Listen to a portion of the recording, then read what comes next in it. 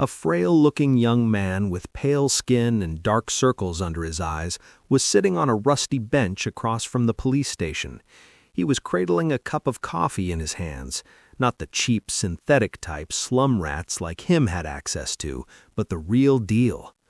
This cup of plant-based coffee, usually available only to higher-ranked citizens, had cost most of his savings. But on this particular day, Sonny decided to pamper himself. After all, his life was coming to an end. Enjoying the warmth of the luxurious drink, he raised the cup and savored the aroma. Then, tentatively, he took a small sip and immediately grimaced. Ah, so bitter! Giving the cup of coffee an intense look, Sonny sighed and forced himself to drink some more. Bitter or not, he was determined to get his money's worth. Taste buds be damned. I should have bought a piece of real meat instead. Who knew actual coffee is so disgusting? Well, it's going to keep me awake at least. He stared into the distance, dozing off, and then slapped himself in the face to wake up. What a rip-off. Shaking his head and cursing, Sonny finished the coffee and stood up. Rich people living in this part of the city were rushing past the small park on their way to work, staring at him with strange expressions. Looking haggard in his cheap clothes and from the lack of sleep, unhealthily thin and pale, Sonny was indeed out of his place here. Also, everyone seemed so tall. Watching them with a bit of envy, he tossed the cup into a garbage bin. I guess that's what 3 full meals a day would do to you. The cup missed the bin by a wide margin and fell on the ground. Sonny rolled his eyes in exasperation, walked over and picked it up before carefully putting it in the trash. Then, with a slight grin, he crossed the street and entered the police station. Inside, a tired-looking officer gave him a quick glance and frowned with obvious distaste. "Are you lost, boy?" Sonny looked around with curiosity, noting reinforced armor plates on the walls and poorly hidden turret nests in the ceiling. The officer, too, looked scruffy and mean. At least police stations remained the same wherever you go. "Hey, I'm talking to you." Sonny cleared his throat. No." Then he scratched the back of his head and added, "As demanded by the 3rd Special Directive, I am here to surrender myself as a carrier of the nightmare spell." The officer's expression instantly changed from irritated to wary. He looked the young man over once again, this time with piercing intensity. "Are you sure you're infected? When did you start showing symptoms?" Sonny shrugged. "A week ago?" The officer became visibly paler. "Shit." Then, with a hurried motion, he pressed a button on his terminal and bellowed, "Attention! Code Black in the lobby! I repeat, Code Black!" The nightmare spell first appeared in the world decades ago. Back then, the planet was just starting to recover from a series of devastating natural disasters and subsequent resource wars. At first, the emergence of a new disease that caused millions of people to complain about constant fatigue and sleepiness did not attract a lot of attention. But when they started to fall into an unnatural slumber, with no sign of waking up even days later, governments finally panicked. Of course, by then, it was already too late. Not that an early response could have made any difference. When the infected started dying in their sleep, their dead bodies turning into monsters, no one was ready. Nightmare creatures quickly overwhelmed national militaries, plunging the world into complete chaos. No one knew what the spell was, what powers it possessed, and how to fight it. In the end, it was the awakened, those who survived the first trials of the spell and came back alive, who put a stop to its rampage. Armed with miraculous abilities earned in their nightmares, they restored peace and created a semblance of a new order. Of course, it was only the first of the catastrophes brought upon by the spell, but as far as Sonny was concerned, none of it had anything to do with him, not until a few days ago, that is, when he first started having trouble with staying awake. For an average person, being chosen by the spell was as much of an opportunity as a risk. Kids learned survival skills and fighting techniques in school on the off chance of being infected. Well-to-do families hired private tutors to train their children in all sorts of martial arts. Those from the awakened clans even had access to powerful legacies, wielding inherited memories and echoes in their first visit to the dream realm. The richer your family was, the better your chances of surviving and becoming an awakened. But for Sonny, who had no family to speak of and spent most of his time scrounging for food instead of going to school, being chosen by the spell presented no opportunity at all. To him, it was basically a death sentence. A few minutes later, Sonny was yawning while several policemen were busy putting him in restraints. Soon he was fastened into a bulky chair that looked like a weird mix between a hospital bed and a torture device.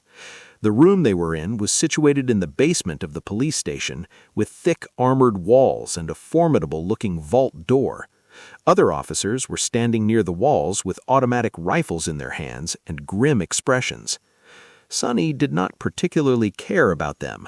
The only thing he could think about was how much he wanted to sleep.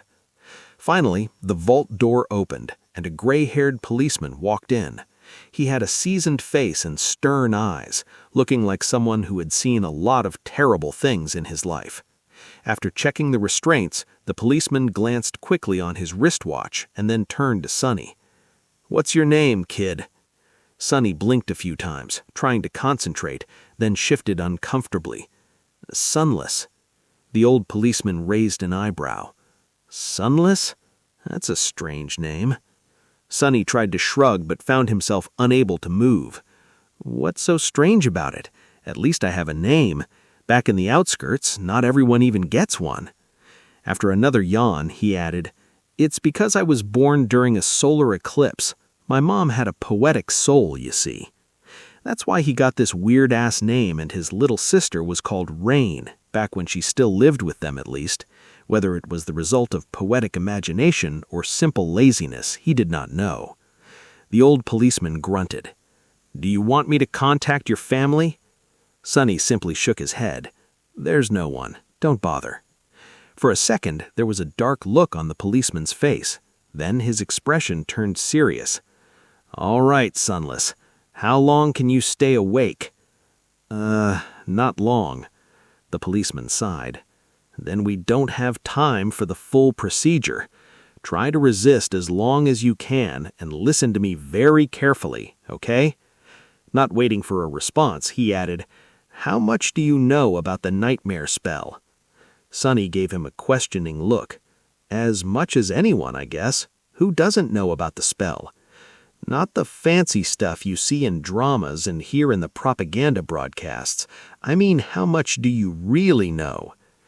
That was a hard question to answer. Don't I just go into the dream realm, kill a few monsters to complete the first nightmare, receive magic powers, and become an awakened? The old policeman shook his head. "Listen carefully. Once you fall asleep, you will be transported inside your first nightmare. Nightmares are trials created by the spell. Once inside, you will meet monsters, sure, but you will also meet people.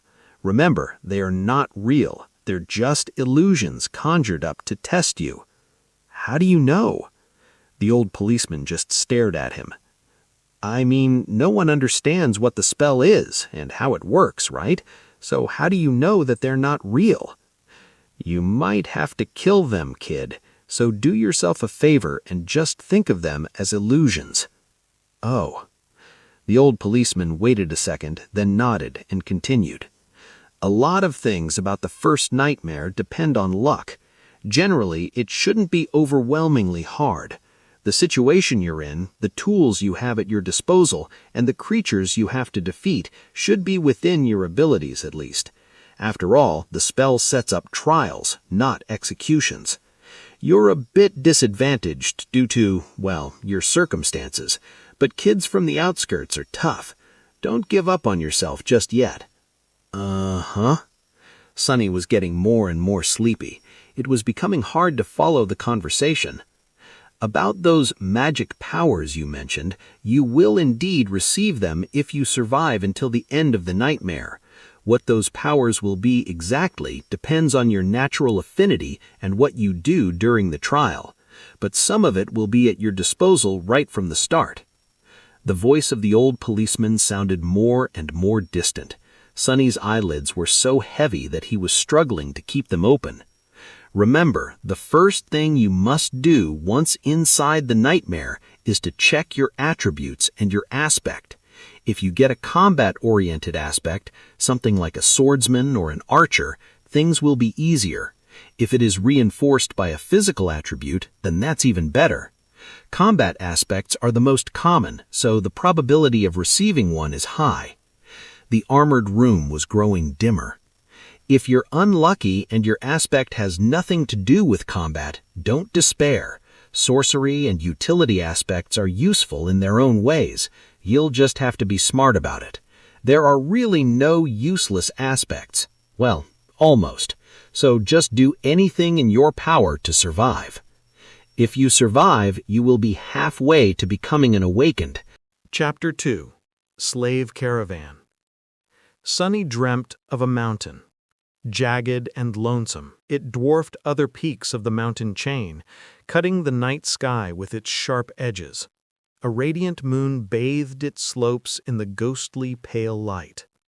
On one of the slopes, the remnants of an old road stubbornly clung to the rocks. Here and there, weathered paved stones could be seen through the snow. To the right side of the road, a sheer cliff face rose as an impregnable wall. To the left, a silent black sea of nothingness indicated an endless fall. Strong winds crashed into the mountain over and over again, screaming in powerless rage. Suddenly, the moon fell over the horizon. The sun rose from the west, streaked across the sky, and disappeared in the east. Snowflakes jumped from the ground and returned into the embrace of clouds. Sonny realized that he was seeing the flow of time in reverse. In an instant, hundreds of years flew by. The snow retreated, bearing the old road. Cold shivers ran down Sonny's back as he noticed human bones littering the ground.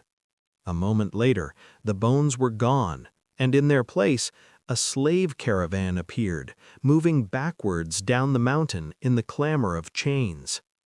Time slowed, stopped, and then resumed its usual pace. "Aspirant, welcome to the nightmare spell. Prepare for your first trial." What? What the hell is this? Step, step, another step. A dull ache was radiating through Sonny's bleeding feet as he was shivering from cold. His threadbare tunic was nearly useless against the biting wind. His wrists were the main source of agony. Badly hurt by the iron shackles, they sent a sharp pang of pain every time the freezing metal touched his broken skin. What kind of a situation is this? Sonny looked up and down, noticing a long chain winding up the road with dozens and dozens of hollow-eyed people, slaves just like him, shackled to it at small intervals. Ahead of him, a man with broad shoulders and a bloodied back was walking with a measured gait. Behind him, a shifty-looking guy with quick, desperate eyes was quietly cursing under his breath in a language that Sonny did not know, but somehow still understood. From time to time, armed horsemen in ancient-style armor would pass by, giving the slaves menacing looks. However you judged it, things were really bad. Sonny was more bewildered than panicked. True, these circumstances were not like the first nightmares were supposed to be. Usually, freshly chosen aspirants would find themselves in a scenario that presented them with a fair amount of agency. They would become members of privileged or warrior castes, with plenty of access to necessary weapons to at least try to tackle any conflict. Starting out as a powerless slave, shackled and already half dead, was as far from being ideal as one could imagine. However, the spell was as much about challenge as it was about balance. As the old policeman said, it created trials, not executions. So Sonny was pretty sure that to counter this abysmal start, it would reward him with something good, a powerful aspect at least. Let's see, how do I do this? Remembering popular webtoons he read as a child, Sonny concentrated and thought about words like status, myself, and information. Indeed, as soon as he focused, shimmering runes appeared in the air in front of him. Once again, although he did not know this ancient alphabet, the meaning behind it was somehow clear. He quickly found the rune describing his aspect, and finally lost his composure. What? What the actual fuck? Change, maim, sunless. True name, not listed. Rank, aspirant. Soul core, dormant. Memories, not listed. Echoes, not listed. Attributes, faded. Mark of divinity, child of shadows. Aspect, temple slave. Aspect description. Slave is a useless wretch with no skills or abilities worth a mention. A temple slave is just the same, except much rarer. Speechless, Sonny stared at the runes, trying to convince himself that he might just be seeing things. Surely he couldn't be that unlucky, right? No useless aspects, my ass. As soon as this thought appeared in his mind, he lost the rhythm of his steps and stumbled, pulling the chain down with his weight. Immediately, the shifty guy behind him screamed, "Whores, bastard! Watch where you're going!" Sonny hurriedly dismissed the runes, which were only visible to him, and tried to recover his balance. A moment later, he was once again walking steadily, however, not before inadvertently pulling on the chain one more time. "You little shit! I'm going to kill you!" The broad-shouldered man in front of Sonny chuckled without turning his head. "Why bother? The weakling will be dead by sunrise anyway. The mountain will kill him." A few seconds later, he added, "It'll kill you and me, too, just a little later. I really don't know what the Imperials are thinking, forcing us into this cold." The shifty guy gasped. "Speak for yourself, fool. I'm planning to survive." Sonny silently shook his head and concentrated on not falling again. What a charming pair. Suddenly, a third voice joined the conversation from somewhere further back.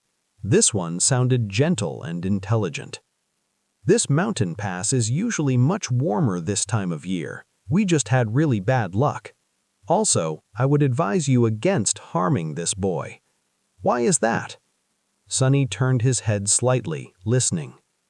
"Haven't you seen the markings on his skin? He is not like us, who fell into slavery due to debts, crimes, or misfortune.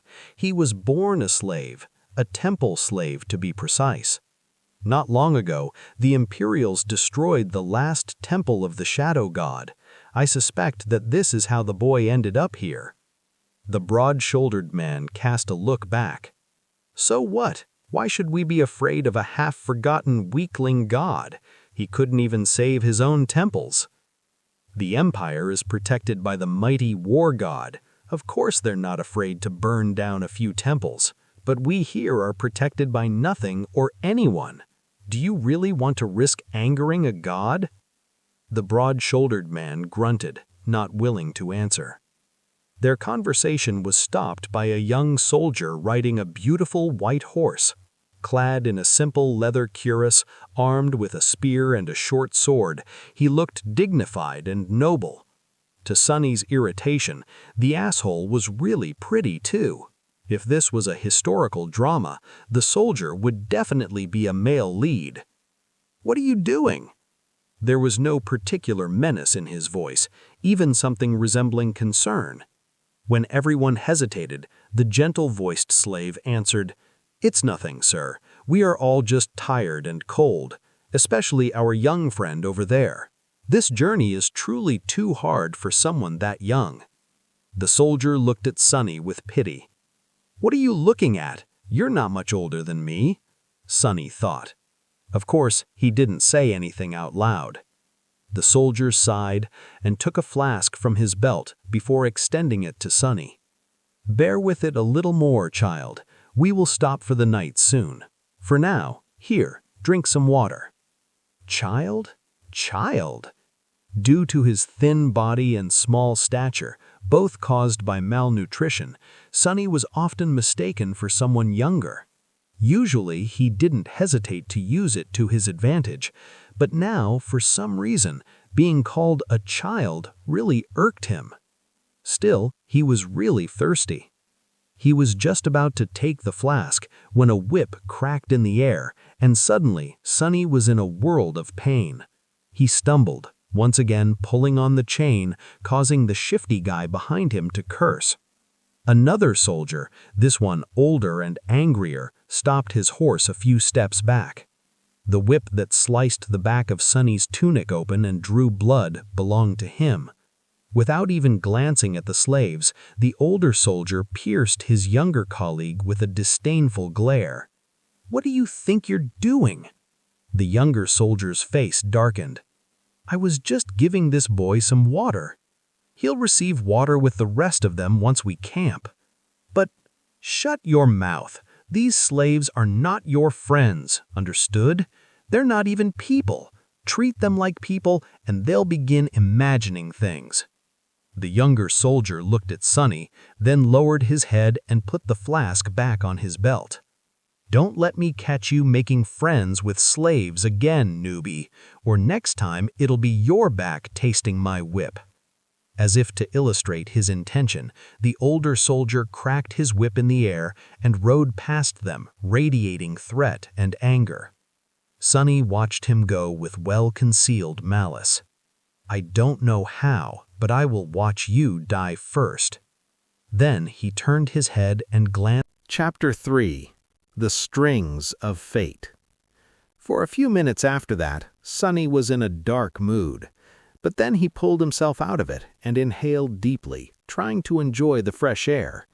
Indeed, air like that was hard to come by in the real world. Microdust and other pollutants made it rough and unpleasant, not to mention the general stench of the outskirts. In the better parts of the city, sophisticated filtration systems worked diligently. However, filtrated air tasted sterile and stagnant. Only the very rich had access to truly pleasant breathing. And here he was, able to enjoy an unlimited amount of pristine, delicious air like a second-generation chaebol. Truly, being chosen by the spell has its benefits. If only there was no dreadful cold, his feet did not ache, and his wrists and back were not in agony. The slave caravan slowly dragged itself up the mountain, with more and more slaves stumbling and periodically falling to the ground. A couple of times, those who could not walk anymore were taken off the chain and unceremoniously tossed off the road down into the abyss that loomed to the left of it. Watching them fall with a bit of compassion, Sonny, "Poor fellows, rest in peace, you pitiful souls." All in all, he was in good spirits. It was a bit strange to feel good amidst this disaster of a nightmare, but thankfully Sonny had time to prepare himself for this eventuality. When the symptoms of the spell first appeared, he did not handle it well. Dying before you even turned 17 was not something one could easily cope with. But in the end, it only took Sonny several days to come to terms with it. After visiting his parents' makeshift resting place, well, actually, since he was too poor to afford even the cheapest slot in the remembrance facility, it was just 2 lines carved into an old tree, and adding a 3rd line for himself, Sonny suddenly became relaxed and carefree. After all, he didn't have to worry about earning money, finding food, protecting himself, and planning for the future anymore. Once the worst that could happen had already happened, what else was there to fear? So, becoming a slave and slowly freezing to death was not that much of a shock. Besides, he knew that cold would not kill him, simply because he had already seen what fate was awaiting the caravan further up the mountain. The picture of piled bones littering the ground was still fresh in his mind. Most likely, it was a pack of monsters that were going to do the caravan in, and by the look of it, the attack was going to take place in a matter of hours, not days. So he still had a chance. Using the opportunity, Sonny decided to take another look at his status and summoned the runes again. The last time he was too outraged by the aspect and did not study the attributes well. While not as important as one's aspect, the attributes were often the deciding factor between life and death. They represented one's natural traits and affinities, sometimes even providing passive abilities and effects. Fated attribute description. The strings of fate wrap tightly around you.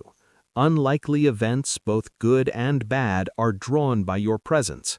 There are those who are blessed, and there are those who are cursed, but rarely both. Mark of divinity attribute description. You bear a faint scent of divinity, as though someone briefly touched it once a long time ago. Child of shadows attribute description. Shadows recognize you as one of their own. Interesting. Sonny quickly recognized the first attribute, fated, as the main culprit of his predicament. At first glance, it seemed to indicate that he was destined for a certain fate, to die miserably and vanish without a trace, for example. But after reading the description, he realized that being fated actually just meant that improbable things had a higher chance of occurring when he was around. I guess this is how I managed to receive one of the super rare useless aspects, and a weird variant of it at that. If fated was his innate attribute, then the other two came from the temple slave aspect. Mark of divinity was more or less straightforward. It was supposed to allow passage into certain sacred places inside the dream realm, and enhance several types of sorcery. Since there were no sacred places in sight, and Sonny's aspect had nothing to do with sorcery, it was useless too. Child of Shadows was a stranger one. He had never heard of it, and had no idea what it was supposed to do, at least not until the sun hid behind the mountain and the sky began to darken. To his surprise, Sonny found himself able to see perfectly in the darkness, as though it was still as bright as day. This ability alone was nothing to scoff at, and it was quite possible that Shadows would reward him with some other yet unknown gifts. Finally, something good. I wonder if... "Stop the caravan! Prepare to camp!" Following the head soldier's order, the slaves stopped and fell to the ground, shivering and exhausted. The small clearing where the road widened was somewhat protected from the wind by a protruding mass of rock, but it was still too cold to rest with ease. The soldiers got busy herding the slaves into a tight circle, forcing them to share warmth and lighting up a large bonfire in the center of the camp, although not before tending to their horses. The heavy wagon carrying food, water, and other cargo, to which the main chain was firmly affixed, was pushed forward to block the wind. While looking around, Sonny noticed the young soldier from before watching the mountain with a complicated look on his face. What a weirdo. Soon the bonfire was blazing. The stronger slaves tried to find their way closer to the fire, while the weaker ones, like Sonny, were forced to sit at the outer end of the circle, with their backs freezing in the cold. Of course, any movement was encumbered by the fact that they were still shackled to the chain. That's why the familiar broad-shouldered slave ended up just where he started, despite all his efforts to get closer to the flame. "Damn Imperials," he hissed, clearly irritated. The soldiers walked among the slaves, giving them water and food. Sonny, just like everybody else, received a few sips of icy water and a small piece of rock-hard, moldy bread. Despite its unappealing look, he forced himself to eat the whole thing, just to be left as hungry as he was before. By the looks of it, he wasn't the only one. The shifty slave that had been walking behind him looked around in anguish. "By all the gods, they used to feed me better even in the dungeons." He spat on the ground, desperate. And most of us innocent men in the dungeon were there waiting to visit the gallows, too. A few steps away from them, where the paved road ended and sharp rocks began, a scattering of bright red berries were growing from the snow. Sonny had noticed them before, clustering here and there along the road, and even noted how pretty those resilient things looked contrasted against the white. The shifty slave's eyes glistened as he tried to crawl towards the berries on all fours. "I would advise against eating those, friend." It was the gentle-voiced slave again.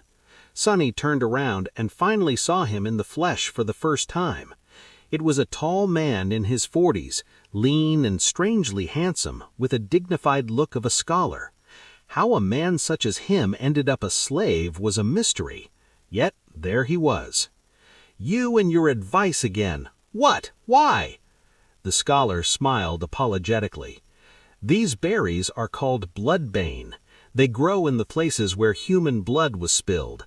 That's why there's always a lot of them along the slave trade routes." "So what?" The older man sighed. "Bloodbane is poisonous. A few berries might be enough to kill an adult man." "Curses!" The shifty slave flinched back and glared at the scholar. Sonny did not pay them much attention, because while looking around, he finally recognized the site of the camp as the place where, in his vision at the start of the nightmare, the bones of the slaves were buried under the snow, and he was willing to bet that whatever it was that killed them all was going to happen soon. As if to answer his thoughts, a thundering noise rang from above, and in the next second, something massive came crashing from the sky.